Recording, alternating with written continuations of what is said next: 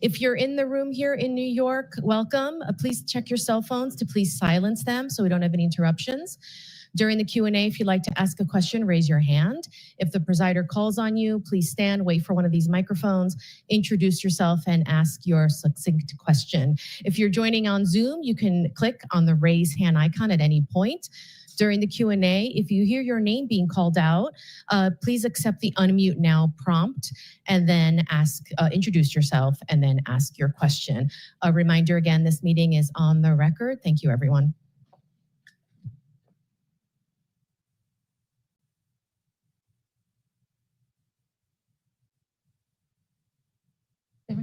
Thank you very much. Welcome everyone to today's Council on Foreign Relations meeting called A New Vision for America's National Security. My name is Nick Schifrin. I'm the Foreign Affairs and Defense Correspondent for PBS NewsHour, and I'll be presiding over today's discussion. Welcome to everyone here in New York, and also to the 400 members that are on Zoom joining us virtually. Senator Slotkin does not need much of an introduction. She brings a unique resume, as we all know, former CIA analyst who served alongside U.S. troops in Iraq, former Assistant Secretary of Defense for International Security Affairs, for the last 8 years, an elected politician. We'll try not to hold that against you. Like me, like so many people our age, forgive me for aging us, we were here in New York on 9/11. And that has changed her life and so many of our lives. So without further ado, Senator Slotkin, the floor is yours.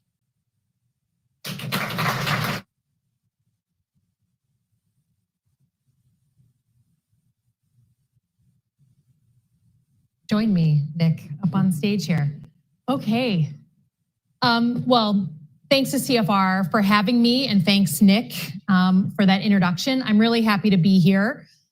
Because you all are really the standard bearer on bipartisan thought on foreign policy. This body was actually founded between the world wars at a time of real disagreement and debate over America's role in the world. President Wilson was championing the League of Nations. The Senate was opposed. Ordinary Americans were split. This council emerged from that lack of consensus to answer one fundamental question: how should America engage the world to keep us safe? Today, we're faced with a similar question, and it feels appropriate to try and answer it here with all of you. This is personal to me. As you heard, by training, I am a national security professional. I'm also what we now call a 9/11 baby. I happened to be in New York City on my second day of grad school when 9/11 happened. It completely changed my life. I was recruited by the CIA and served 3 tours in Iraq alongside the military, before serving at the Pentagon and the White House under 2 presidents, 1 Republican and 1 Democrat.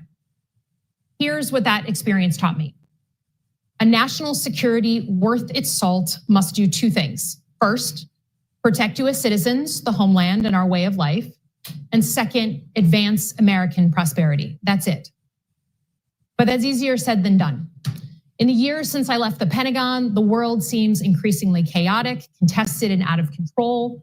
Authoritarian powers are on the march, coercing smaller neighbors. A full-blown revolution in technology is underway. Institutions we all grew up with are fading. The global economy is fragmenting. We all know, especially in this room, that the old playbook isn't working, and we don't yet know what the new playbook looks like. President Biden nibbled at the margins of this playbook. President Trump is burning it all down, the good with the bad. With all that noise, it's easy to spend all our time on the issues of the day. Troops, American troops in US cities, Ukraine, Gaza. But for our safety over the next 50 years, we have to think longer term. Because if I've learned anything as a CIA officer and a Pentagon official, if you don't give the future a seat at the table, you make America less safe. So let's get back to basics. To do that, I went to what most in this room would probably think is an unlikely source, Michiganders. Since 2017, I've been representing the greatest state in the union, Michigan, in Congress, first in the House and now in the Senate. I often feel like I have 1 foot in the national security world, 1 foot in my life in Michigan. So when I decided to give this speech, I wanted to do something that most national security types wouldn't think was important, reach out to regular Michiganders and get their thoughts on the subject. Last month, I held town halls on national security in Benton Harbor and Troy, Michigan, with people across the political spectrum. For 90 minutes each, we talked about what they saw as the greatest threats to their safety and prosperity and what they expect from their government. Here's what I heard. First and foremost, economic stress is impacting every aspect of their lives. No matter what we're talking about, our discussions veered into the cost of living, trade, tariffs, and how US policies could hurt the already struggling economy. Michiganders across the board saw China as the single biggest threat to American economic security. To them, China owns everything. The clothes on our backs, the phones in our pockets, our treasury, our debt. And in the words of one Michigander, when you have someone entrenched in your own house, how you deal with them is very important. Second, technology is putting our citizens on the front lines, and the government isn't doing enough to protect them. From social media to AI to cyber attacks, tech threats were top of mind for everyone who attended those sessions. One Michigander said it well, warfare is still on the ground, it's still rockets, but it's also changed. Cyber warfare can be just as brutal. Their bank accounts, their hospitals, their kids' data. Everyone had a personal story of being hacked or ransomed. On AI, most seemed to know it's coming, but they didn't know what it meant for them. They heard AI can do some good things, but they also feel a new round of job loss, which we've seen firsthand in Michigan. Regardless of the type of technology, Michiganders feel utterly unprotected, like the government was shrugging their shoulders on these threats. That's a direct quote. Some folks brought up President Trump's approach to burning things down. For most, to be honest, the jury is still out. And there's a message in that ambivalence. Many Americans have lost confidence that we know what we're doing abroad. And they have good reason to feel uneasy. They've seen and fought the forever wars in Iraq and Afghanistan. They see support to Ukraine and Israel without resolution, all while the middle class is suffering at home. While most Americans still genuinely believe in a strong American role in the world, there's no mistaking that there's a trust deficit after the last 20 years. Before I move on, I just want to flag what didn't come up in those town halls. Traditional security issues like missile defense, nuclear weapons, and major terrorist attacks were not top of mind. Michiganders still expect their government to protect them from those things, but as a rule, they're focused on their pocketbooks and their kids. I'd count this, frankly, as a victory.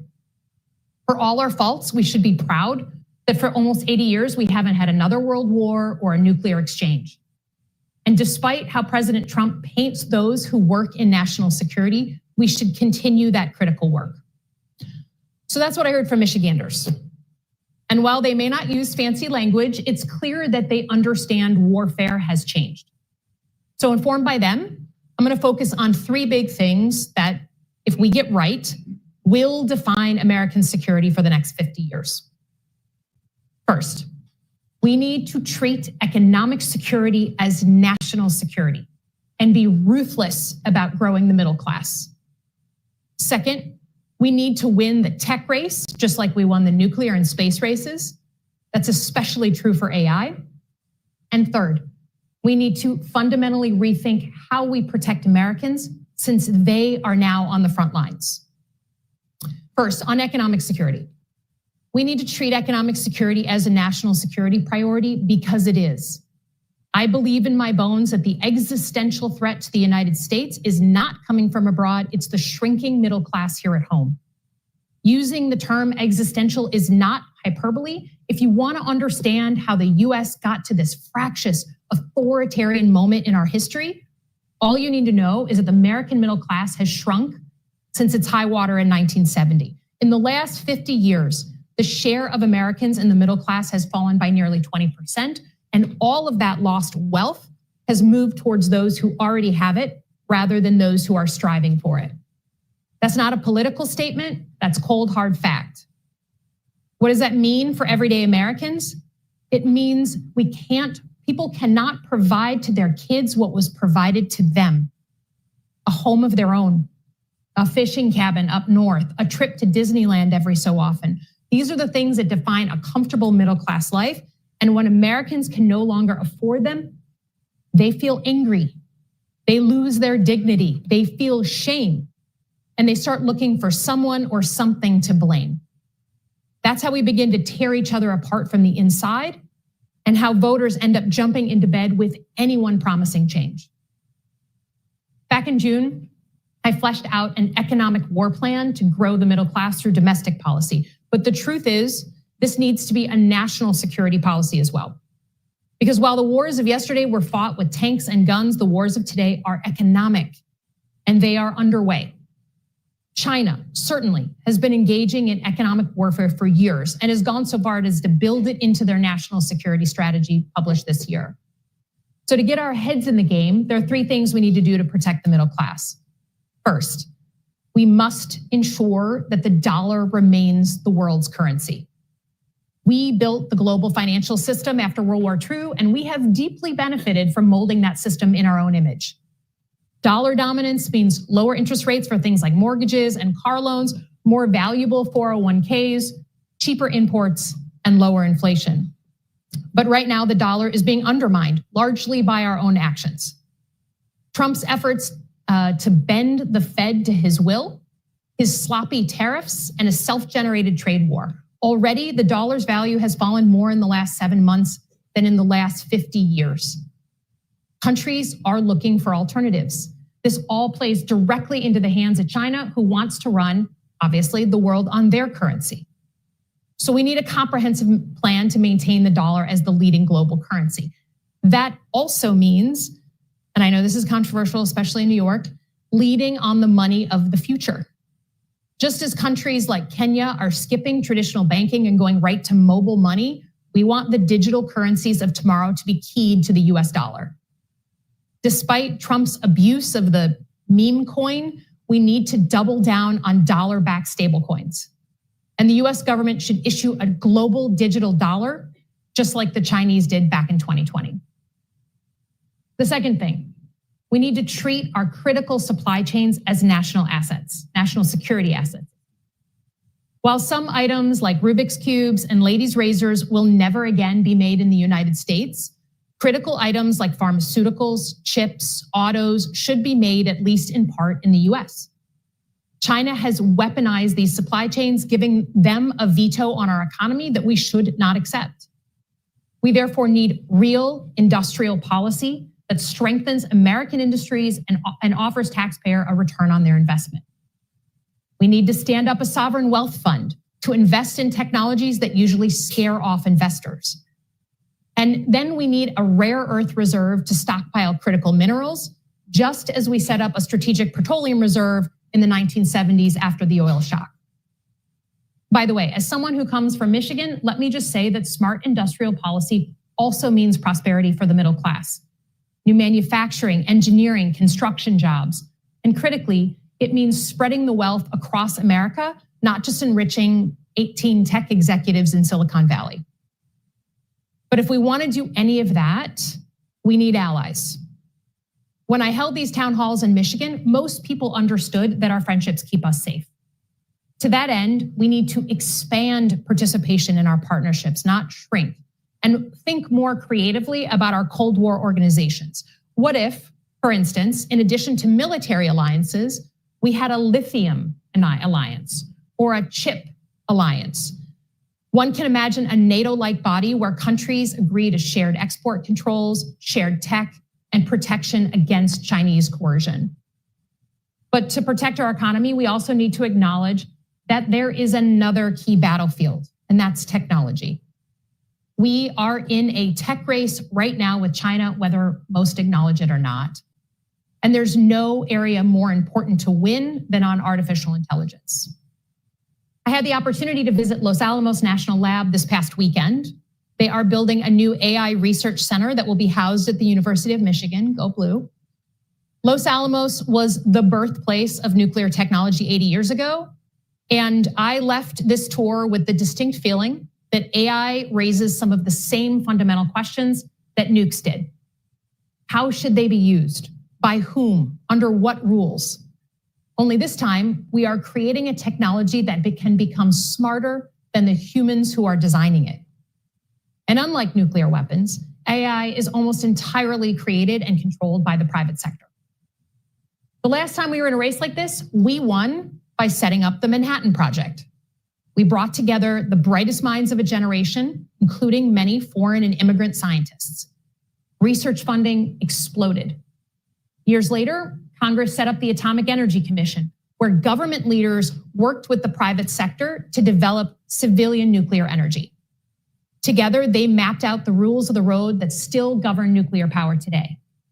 We need the same level of ambition now, updated for the modern age. If Congress were at all healthy, we'd be setting this up right now, today. And I'm ready to work with anyone who actually wants to win this race. But it's not enough to just invent the new technology. You also have to adopt that technology, especially in the military. We all know that the wars of the future will be fought with advanced tech, but the Pentagon has simply not kept pace with adopting that tech. And our defense industrial base is falling far short of delivering at scale. China is literally eating our lunch on this score. They're able to take a new weapon system from idea to the hands of their soldiers in 5 years. For the US, it's 12. To help speed up that adoption, we should actually take a page from Ukraine. And whenever possible, start with commercial technology that's already on the market and adapt it for military use. We literally need to take a battle axe to the old way of doing business, where we spend excessive time and excessive money building the next big toy, only to use it for just one threat. Finally, in this new era of economic and tech warfare, it's our citizens who are now serving on the front lines, and they are under attack. Every day, our adversaries are using commercial tech to target Americans. Some of those attacks are on American individuals or businesses, scamming seniors or hacking schools. But other attacks are on our infrastructure. The Chinese government putting malware into our water treatment plants or hacking every single phone in America. A Russian group hacking our oil pipelines and shutting off gas to the eastern seaboard. These attacks target our civilians in an attempt to effectively make us go blind, deaf, and dumb. Make no mistake, these are homeland attacks, and AI will only make it worse. It's therefore critical that we reorient the government to protect our citizens at home. We need to train a cyber national guard that deploys to help prevent or respond to attacks. We also need to go after these criminals at much higher rates by equipping and resourcing the FBI and DoD to take down their operations abroad. And on the national level, we need a new vision of homeland security, updated from my era of 9/11, with new playbooks, new authorities, and new capabilities to protect Americans from digital warfare. We have the most sophisticated hacking tools in the world, so instead of being scared to use them, we need to fight back and hit our enemies where it hurts. If China is going to target our power grid and local water systems, we need to take offline the servers they are using to do that. And if a cyber attack in the US causes the same damage as a physical strike, we need to treat it as an act of war. To sum up, we need economic security be a national security priority. We need to get our ass in gear on the tech arms race, particularly on AI. And we need to protect Americans at home from these new threats. We do that, and we have a good shot at protecting American security and prosperity into the future. This will require a fundamental reorganization of the way we look at national security work, and old habits die hard. But our security, once again, depends on our ability to change and adapt. To that end, let me put in one final plug. Our entire national security approach, what we all grew up with, is based on the National Security Act of 1947. It created the Department of Defense. It created the CIA. It was an incredibly important document at the time, and that reorganization helped us win the Cold War and the space race. But we're long overdue for change. The good news is that we have a rare moment of opportunity here. Trump is indeed burning everything down. But instead of snapping back to the old way of doing things, we have to build something new out of the ashes. I am not naive. I know we have real problems right now, but a real lack of leaders that are focused on the future is a problem. If leaders are able to rise above their partisanship, America still has a really good hand to play. We still have the best workers, the best researchers, the best innovators in the world. Our economy has been the envy of countries across the globe, and we have a very long history of doing the impossible. That's what this moment demands of us. That's what the American people demand of us, and that is what is our duty to deliver. So thanks so much. Appreciate your time.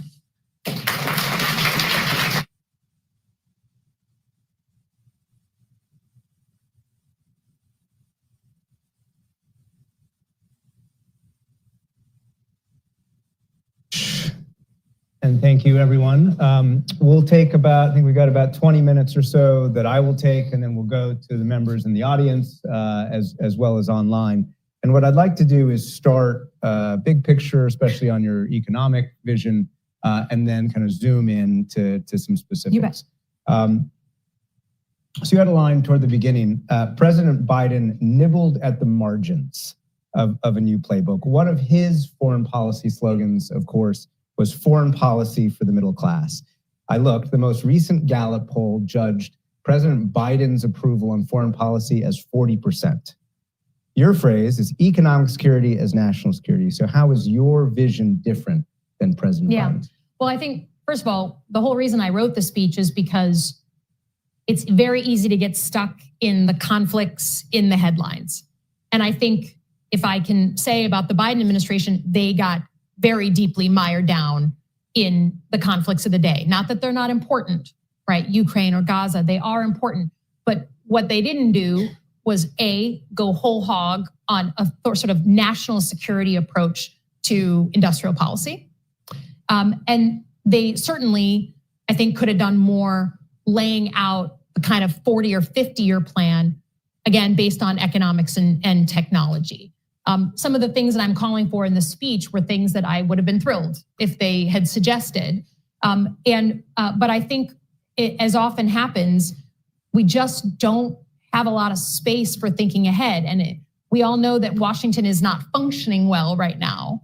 And one of the casualties of that is, like, I'm sitting in the Senate as a brand new senator, and there's just not a lot of talk about these future threats. I mean, they're not even future, they're here. So I just wanted to put something out, a little something, to say that if we don't think about this dramatic change that's happening right now, we're really not doing what we need to do to keep the American people safe. So the steps that the Biden administration took, things like the CHIPS Act, things like the National Security Supplemental that had a lot of defense industrial base investment for many years, just not enough? It was a good start. It was a good start. And I think, again, and I voted on the CHIPS Act. I mean, you do what you can, but I think we need to make a deliberate decision, again, could be controversial, that we as a country are going to push forward a real thoughtful industrial policy. That's not a bad word.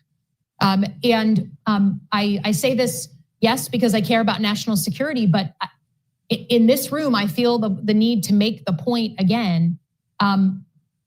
There is a problem with the fact that the middle class is shrinking like this. I live in my farm town, Holly, Michigan, and people cannot live the lives that their parents were living, and they are mad.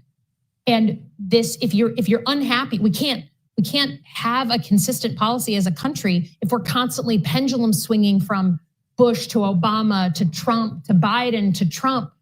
That reflects the fact that people are unsettled. So if you care about a strong American leadership role in the world, and that means we have to be consistent with our allies and our adversaries, you should care and give a crap about the health of the middle class, because they're not going to give people in this room permission to do what they want to do abroad unless you are actually making it so that they can live lives better than their parents. I think it's sorry to age us again, but I think our generation is the first, on average, that is less well off than our parents, I think, as a generation. All right, so if that's the prior president, let me ask the big picture question about the current president. So from the very beginning, President Trump's foreign policy approach has been intertwined with talk of the middle class, and his foreign policy tools have overlapped with what we have historically thought of as economic tools. And this isn't just about tariffs. In 2016, he and Bernie Sanders both emphasized early on how the Trans-Pacific Partnership and other free trade deals were hitting the middle class. That pushed Hillary Clinton, that pushed Obama against the TPP. So how does your frame differ from what has been a key aspect of his foreign policy approach for 9 years? Yeah, I mean, I think the president is a populist. And I think, my experience with Trump is that he's usually got the wrong answer for the right question, right? That he's picking up on something that's very real in the country, right? This issue with the struggling middle class. But then his answer on what to do about that, I very frequently disagree with, maybe not always. And certainly the sloppiness with which he conducts his economic policy making. Again, people in this room may know better than me. There is some real basic problems with the economic sense that it's making it. And as a representative who very much, I won the tightest Senate race in the country. I won by 19,000 votes out of 5.6 million voters. It was tight, okay? It was a cost of living election, period. And voters voted for whoever they thought was going to put more money in their pockets. He successfully won that campaign because he said he was going to lower costs. And I challenge anyone to tell me what part of your budget has gone down and not gone, in some cases, up precipitously. And this fall, with everyone, including probably everyone in this room, getting notification that their private health insurance is going up by 10 to 15% starting January 1. He is not, whatever he claims to care about, the results do not match what he says he gives a crap about. So let's zoom in. Let's do the economic stuff, the tech stuff, and then the cybersecurity stuff, if I can get through all of it. Global digital dollar. That sounds a lot like a central bank digital currency. Is that what you mean? A government-sponsored coin? Because as you know, the Republicans have emphasized or been pushing a more private solution. Yeah. So we worked on some cryptocurrency legislation that we voted on in the last couple of months. And I think that's, again, a good start on stablecoin. But I do believe that we need a government-issued digital currency. The Chinese did it. I think there's demand for it. It speeds up the commerce. It's cheaper. And like the world is going digital. So we either kind of get in the game or we shouldn't be surprised that it's all ceded to these private entities. So I think we need one. And I think that the government should want one, right? We should, if my premise is that. Although it does have to be an act of Congress. I mean, Jay Powell says this. Let's talk. Yeah, if Congress creates it, then let's do it. Yeah. Right. So I would argue that this administration hasn't always yielded to Congress on things that are congressional responsibilities, but I'm ready to talk. But I think that that's something, if we want to keep up with the pace of change and how so many of our own citizens and citizens abroad are transitioning to digital currencies, then it's just we need to do it. Sovereign wealth fund. Traditionally, these are created by states. Alaska and New Mexico have one. Countries, of course, with some kind of abundance of assets. We usually associate it with oil and gas. And they usually create sovereign wealth funds in order to diversify future revenues. To get off of oil and gas only.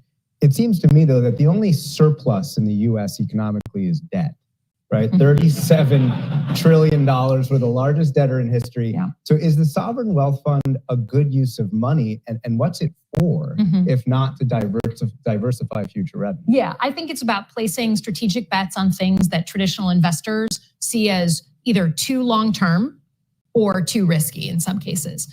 You have to have a return on investment. It has to make sense to the taxpayer, that's for sure. But we often talk about how we don't have enough access to rare earth minerals. That's a huge problem for us, right?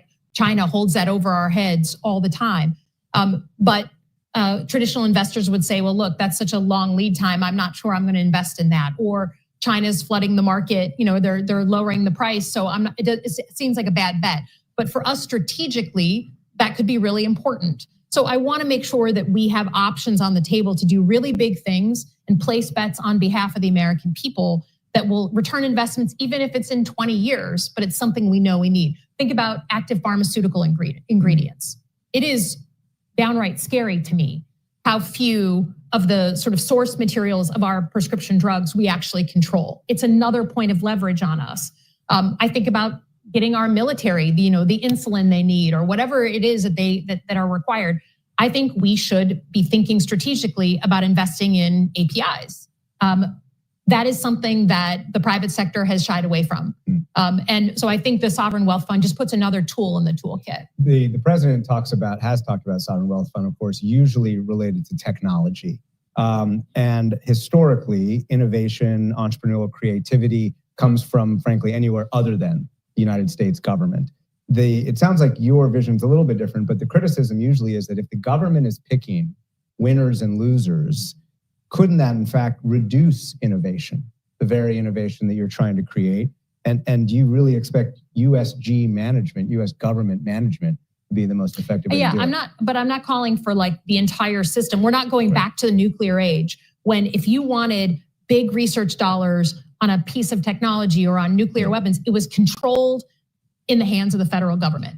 That system, that bird has flown the coop, right? And now most of the interesting technology that we all deal with comes from the private sector. I'm just saying that in some cases, the federal government needs to get in the game and be additional to our great innovators, not at the expense of. Let's talk about specifics on technology, lithium and chip alliance, NATO-like. So the experts I spoke to about this have talked about a single market for this to achieve economies of scale, to have market influence. And usually it's seen as a kind of G7 Australia vision, some kind of common market, some kind of alliance. But the president has talked about this, and I should say the president is working with Australia on that very idea. But the president's also looked toward the Gulf on this, not just for money, but Saudi Arabia has the 4th largest rare earths in the world. Who would be your allies in this if you were president, if you were designing this? Would it be our traditional G7 and Australia allies, or could you go beyond those traditional allies? And how much might values in other realms, like Saudi Arabia, influence the list of allies in this kind of effort? I think that we just need to kind of really widen the aperture on what we think of when we think of partnerships and alliances. I tend to think of them as mostly military. And then we have some of our economic ones. I just think that it is in the world where we all need common things, but we don't have access to those common things like lithium. You can see an assemblage of countries, maybe a bunch of NATO countries, but not all. Maybe a bunch of the G7 countries, but maybe not all. But could it be with someone like Saudi Arabia?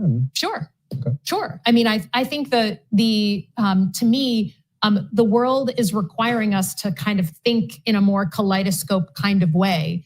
And so we're going to have different alliances on different things. And I think that in that case, we're going to be working with people that we need, right? It's part of like, I look at, it's a little off topic, but just like what this administration has done with India. Okay. Like that's dumb. That's dumb. And we see the military parades, and there's the Prime Minister of India who just, to me. For Xi Jinping you're talking about in Beijing. Yes. In Tianjin. Yes. And it is like, you see all these folks together. We should be trying to peel away a country like India and bring them into our orbit rather than alienating them and pushing them into the arms of China. Which, of course, before the last few weeks was the consensus bipartisan for the last 2 decades. I thought we were there, but apparently not. And one more on the rare earths. On rare earth reserve, the one big beautiful bill has $2 billion for a stockpile. Is that the right approach? Is that just a good start, as you said about the CHIPS Act earlier? I think we have to look at it. I just think that this idea that we need to make, again, can be controversial in a room in New York, but like the free market isn't perfect at preparing us for emergencies, for natural disasters, and certainly for the technological risks that are coming at us right now. And so I do think that some sort of reserve for the things that we need is essential. We just got to look at how to set it up correctly. Let's do cybersecurity in the couple minutes that I have left. Quote, I'm going to quote you back to yourself. If China is going to target our power grid and local water systems, we need to take offline the servers that we are using, or that they are using to do that. So let me ask different questions about Salt Typhoon and Volt Typhoon. So Salt Typhoon is what you referenced in your speech. This group of Chinese hackers that has infected all of our telecommunications, perhaps to the point where every single American cell phone was hacked or a version of that. So the obvious questions when you talk about going on offense: does the US government even know what to target and where to target and who they are? And how do you go on offense, the crucial question about this, and create deterrence rather than escalation? Yeah, well, first of all, let's dispense with the idea that there's any deterrence now on cyber threats, right? And there is no one sitting in Beijing or in Moscow being like, I wonder what the Americans will do if I go into every single cell phone in the country. That they know, to listen into the president. They know. The vice president's phones. They know what we'll do. We're and look, there's stuff that happens in the secret squirrel corners of our government. But in terms of what we can say to the American people, we are doing to respond to this. I would say some parts of our community have largely been, what at the Pentagon we say, admiring the problem, right? Like looking at it and talking about it. Oh my God, it's amazing. But what do we do about it? And it's difficult. I admit it is difficult. As someone who did military planning at the Pentagon, we don't have good doctrine on this. And I'll tell you, it's confounding. I think about this all the time. Imagine a hacker based in China or in Russia takes out the power in Michigan in the middle of February, and 180 elderly people freeze to death in their homes. Well, a foreign actor just killed a bunch of American civilians on our soil. What is the right response? What does proportionality look like? Americans don't tend to kill civilians, kill grandmas in their homes in Moscow. But if the attack came from there and they killed our people, how do we respond? It's confounding, right? I get it. It's tough problems, but like tough noogies, we're there and we've got to work through it. But I deeply, deeply feel we need to reset deterrence, and that will take not just words, but action. But again, going back to my question, do we know where to point our offensive tools, and how do you do that without escalating further? I think we often can trace where these things are coming from. The intelligence question, it's what to do about it that confounds people, which is the doctrine, right? So, okay, they just killed 180 Michiganders. I know the server. I think at a minimum, we can be talking about taking out the server. But we're all dependent on technology now. Does that mean we're going to take out something that hurts a bunch of their civilians? This is the kind of complexity that we have not sufficiently worked through. And you're jumping to a hypothetical attack on critical infrastructure, which is what Volt Typhoon is, which is a separate set of Chinese hackers that have burrowed into our critical infrastructure. But do you see a difference between hacking into our phones and causing physical damage? For sure. I mean, with anything, it's like, it's just as we treat, a one ISIS guy, carrying out a small terrorist attack in an American city is very different than 9/11, right? There's a difference, and there's a difference in cyber threats and digital threats. But I think, to me, I don't believe that we have yet had in this country the cyber 9/11. We will have it. Yeah. We've had a lot of things that you're mentioning that a lot of insiders have heard about, Salt Typhoon. And I guarantee you most Americans don't know what Salt Typhoon is and what it actually did in terms of access to every American phone, potentially. But one day, I hope it never comes, but I believe, especially with AI, we're going to see a cyber attack that is so shocking and so dramatic that it shakes us out of our day-to-day, just like 9/11 did when I was here, that day. And suddenly, Americans are talking about cyber threats in a way that we haven't before. I think that the Colonial Pipeline was the USS Cole attack. It was the attack that's like, we knew it was bad. We knew something was going on. Just like the USS Cole attack off of Yemen before 9/11. So I don't want to get there. I want to prevent that. And that's where I think the responsibility of leadership comes in. And then one last one for me, and I'll zoom out. So you mentioned the National Security Act of 1947. It is being kind of amended today. At 4 p.m., the president will announce the secondary name of the Department of Defense, the Department of War. I assume that's not what you meant when you said redesign. That is not what I meant. Can you give us a back of the envelope vision for what it is that you would change in the act. How does the structure of the U.S. government need to change in order to enact the kind of foreign policy? So the National Security Act creates the big departments and agencies that we know about, and it creates the National Security Council. It creates kind of how we engage with each other around the government, and lays out a bunch of priorities. To me, as someone who served in the White House under a Republican president and a Democratic president, I think there's many in this room who will agree, the siloing between national security and economics was profound. There's a few people, and Mike Froman might be one of the few, who actually did the link between the two. But I think that should be gone. And we should all be on the same page. So National Economic Council somehow merges with National Security Council. I think it needs to be much more elevated. We need a whole different group of folks who can come in and help us on these big tech questions, right? It's hard to be a good government bureaucrat and then decide the rules of the road for new technology that's hard to understand. I see this every day in the Senate. And then I would say we need to, the idea that the Secretary of Defense and the Secretary of State, and then whatever we're gonna do on aid abroad, are three separate kind of entities that may or may not talk. I think that is gone. What is the point of having them working sometimes at cross purposes? And I think the closest we ever came was Bob Gates testifying with Hillary Clinton when she was Secretary of State and he was Secretary of Defense. If you gotta work together on common goals.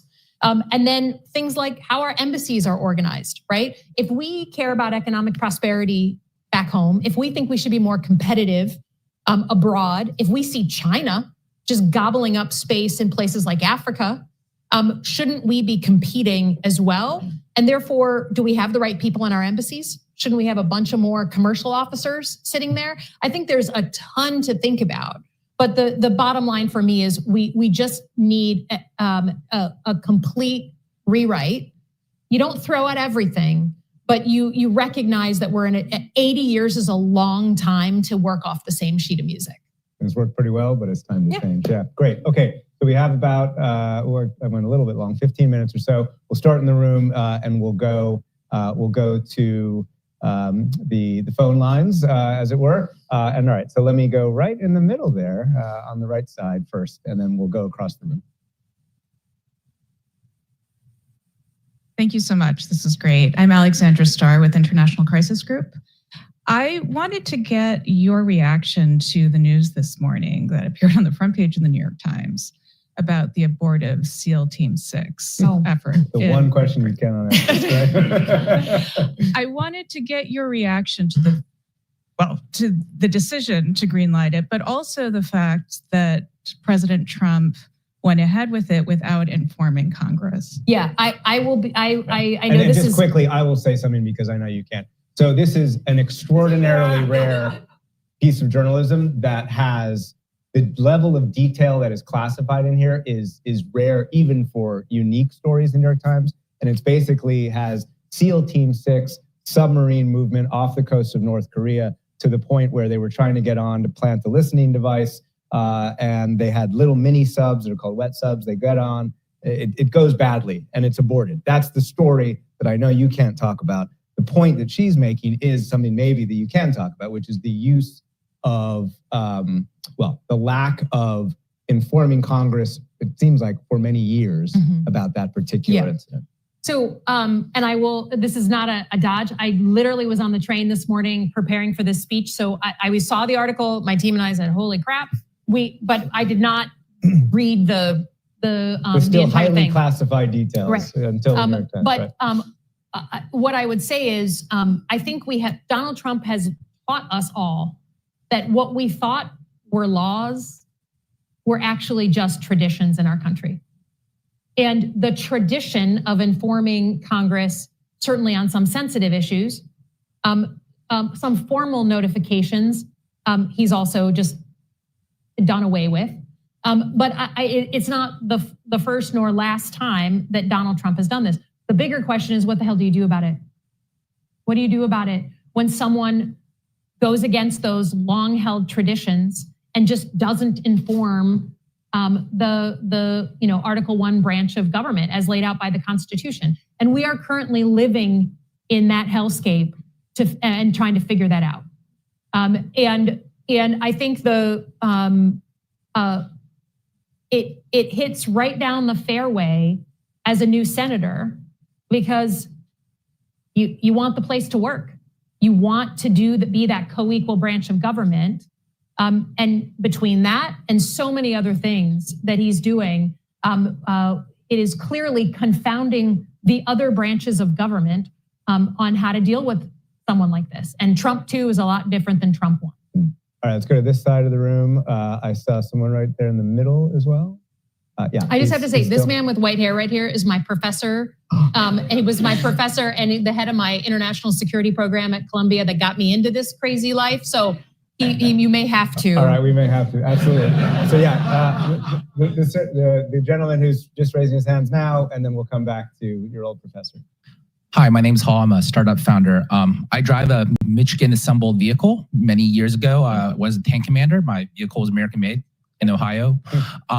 But these days, we can't fulfill our tank productions on time because the industrial base is hauled out. As you know, our Navy ships are all behind schedule, and we are in the position of asking South Korea to teach us how to make shipping. There's probably more people here than master tool die experts within the United States. Would you say we need a Manhattan plan to reindustrialize America? What does that look like for you? What do the outcomes look like? And just a fun one for you, how do you think Michigan has a role to play? Okay. I'm a Notre Dame fan, Thank you. not a I'll Michigan pay you fan. later for that question. Thank you. 100% that you are right. And I think Ukraine really laid very, very bare how thin our defense industrial base was. In Michigan, we feel very proud that we have 6th and 7th generation master manufacturers. It's our tradition, it's our bread and butter, it's what we do. And we look around at other states and we're like, do you make anything or build anything? Like, what do you actually do in your economy, right? We are kind of a bread and butter kind of place. And I think part of having and making a decision as a country that you need an industrial policy comes with a recognition that you should still make things and grow things, right? It's that the free market on its own will not ensure that we have, when we need it, a strong industrial base to make the new things, right? Remember during COVID, when we all thought for a hot minute that we really needed ventilators, that was gonna be critical. Well, who do you think they turned to make ventilators? You can't go, with no offense to Silicon Valley, and be like, make me a ventilator. You need people who make shit. And that to me, the minute we lose that, it's that, and frankly, our ability to feed ourselves by ourselves, that should always be must-dos in the United States of America. Michigan has a big role to play. We currently, we make 60% of everything that our soldiers shoot or drive. But I also have been very open that we can't just do manufacturing the way we used to do it. We need to combine with founders like you and others to do 3D printing and advanced manufacturing and bring in all the new techniques and robotics. It's not going to be the greasy floor of our grandparents' generation. So that's our challenge, is take what we do, that master work we know how to do, the best precision manufacturing in the world, and add in all the cool stuff that you guys are doing so that we can be the best manufacturers of the future as well. Okay, let's go to the online audience for a question. Don't forget my professor. We will take. I'll come back. We will take our next question from Tom Nagorski.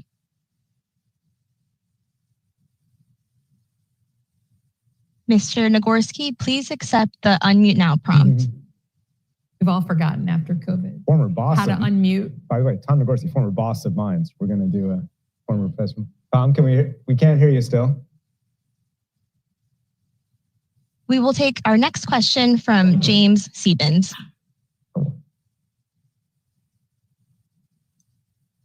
Hi, thank you very much, Senator. I want to build on your response to the first question and sharpen it a little bit and ask what you and or your colleagues in the Congress intend to do to restore and enforce Congress's constitutional war powers. Yep. So I would say just to tell a little bit of the behind the scenes, there is certainly debate going on, certainly among Democratic leaders, on how to respond to Trump. I don't think it's a secret that Democrats are on their heels since Trump was elected and haven't found their footing.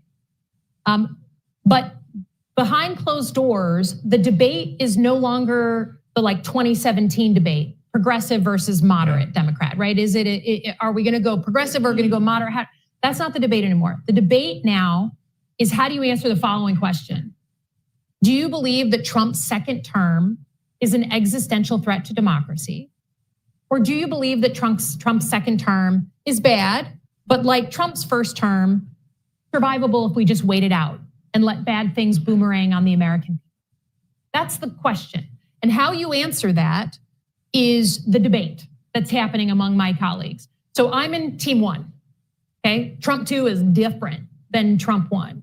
And therefore, if I see that he's an existential threat to democracy, the tools that I wanna bring to the fight are very different than some of my peers who are like, Elissa, we're in the Senate, let's just wait him out. So to me, it is true, we are in the minority. So there's not a lot of great tools in the Senate. The question is, what is the responsibility of an elected senator in 2025 in Trump's America? Is your job more than just the kind of puts and takes of a normal Senate, the tools of the Senate? Or do you have a responsibility to lead, right? Do you have a responsibility to work with the legal community on the court cases that are going up? Do you have a responsibility to work with the grassroots to actually coordinate a plan, right? For people who are Democrats, I hear all the time, what is the plan? And it's not by accident that there's no coordinated plan. It's because we're doing this storming and norming behind closed doors to figure out who we want to be and how we want to respond. So the answer to the question is A, you decide that you've got a real threat on your hands, and then B, you open up the toolkit and coordination so that we actually act as a united front, as opposed to every elected Democrat and every group doing their own thing. And that's what we currently have right now. All right, so as promised, Thank you, Dr. Betts. Former professor, yes. Please. Always good to see one of my students make good. Introduce yourself to the room as well, please. Yeah. Pardon? Introduce yourself to the room as well. Dick Betts, Columbia University, adjunct senior fellow at the council. What's your domestic political strategy for advancing the new priorities you've outlined, and how does it relate to sort of the current alignments where we have on the issue of general American activism in the world, this implicit peculiar coalition of the far left in the Democratic Party and the right wing in the Republican Party, and with the center in both parties more in line with traditional American leadership goals. Yep. How does what you could do to realign domestic interests toward your priorities relate to that sort of split? Yeah, I mean, this is exactly why I did this thing that 15 years ago at the Pentagon, I would have laughed at if someone said, you're gonna give a foreign policy speech, better talk to a bunch of Michiganders who aren't in foreign policy, right? The Canadians one time told me, they came for a visit to the Pentagon and they said, we're thinking of revamping the Ministry of Defense. And so we're crowdsourcing with Canadians what we should do with our Ministry of Defense. I was like, what? How can you crowdsource security, right? There's a lot of stuff that goes on in classified channels that people don't know. We keep them safe in the dark of night. And so how does that square? So now I'm an elected official, and I understand that the community of national security people out there, Democrat and Republican, will not have a mandate to do important big things if they don't bring the American people along with them. And national security people haven't had to talk to normal people in middle America in order to get that mandate. And now they do, because the left and the right are saying the same thing. Whenever the left and the right say the same thing, your ears should prick up, that is something that's saturating. I wanted to start with those Michiganders because I wanted to connect what people in this room do with the things they give a crap about. And this is why the economic piece is essential. They will not give us a mandate to do anything if they're not seeing themselves and their kids succeed. And so if we don't understand how national security needs to be tied to middle-class economics here, then I think we're missing the boat. And I think the good news is what I heard over and over again, even from people who were really pissed about what America does abroad, either with the cost in blood or the cost in treasure, is they still want America to lead. They still, any day of the week, want American leadership over Russian leadership or Chinese leadership. They want us to have that role, right? That they grew up on, of us from our values leading. That's a good thing, but we got to earn their trust back. And we do that by saying we're going to shape our foreign policy around the things that make you safer and more prosperous. And that's why I talk about economics and I talk about tech and I talk about protecting them at home. I think we can get to one more question. Yeah, right here in the middle. Yeah, right there. Hi, I'm Shinian from Corvex, an investment firm. My question is, if you look back at the Cold War, defense spending as a percentage of GDP remained, it was much higher than it is today. Can we achieve all the priorities you laid out in the current construct, or do we need to increase defense spending meaningfully? And then how do we pay for that if we do? Yeah, so I worked at the Pentagon, I think 7.5 years. Anyone who tells you there's no fat on the bone at the Pentagon hasn't served at the Pentagon. I mean, there are places to cut, right? So I'm a big believer in strong defense spending, but let's also be honest that not every single pocket of the Pentagon still needs to be funded and staffed at the same level. Again, Trump, he's almost always got the right question, but he gives the wrong answer, right? So, but I do think that the top line of the budget is one thing. What is almost always just as difficult is that we do budgets now in if we can get it, a one-year chunk. The Pentagon needs longer lead times. The investments, think about anyone who does investing. If you only know what your budget is once a year, or maybe even every 6 months, it's very hard to place important strategic bets and do big things. So while I want to be in my oversight role on the Armed Services Committee, I want to be in the knickers of the Pentagon, making sure that they're spending their money well. I also want to give them the freedom to think more long-term and give them longer, a 5-year budget cycle. And certainly the Chinese are doing that, right? They're giving them plenty of time to think about their budget over a decade at a time. So yes, strong spending. Yes, a little ruthless belt tightening. We may not need every big weapon system that happens to be a jobs program in someone's state, okay? There is a little bit of a Bermuda Triangle between the Pentagon, the prime contractors, and Congress. And what it ends up doing is everyone takes their piece of the pie, and it's hard to do the big strategic turns that we need to do as technology comes into our military. So there's a lot of issues. Top line is it's too simple to be raise the top line. Yeah. Senator Slotkin, thank you very much. Thanks, everybody. Appreciate the time. Thank you. Thanks so much.